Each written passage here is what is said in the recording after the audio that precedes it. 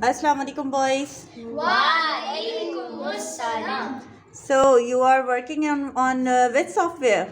MS Excel. What are you making? Final result. You are making final result. Yes. Okay, can you tell me how will you autofill your formula? Yes.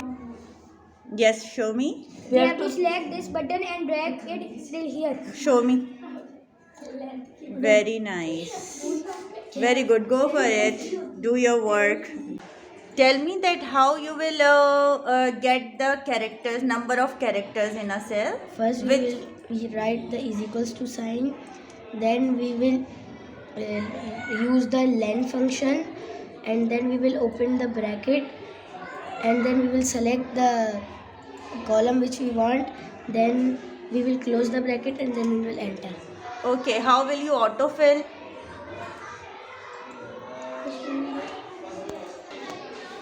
Yes, beta, show me. Very good. Doing? We are making our file in Microsoft Excel. Okay, so can you please tell me that how you will give the borders or outline to your range? Miss, first we'll first make them all like this. Then we'll go to border. Then you have to click all borders, and it will make all the borders. Very nice. Jazakallah. Do your work. Barakallah.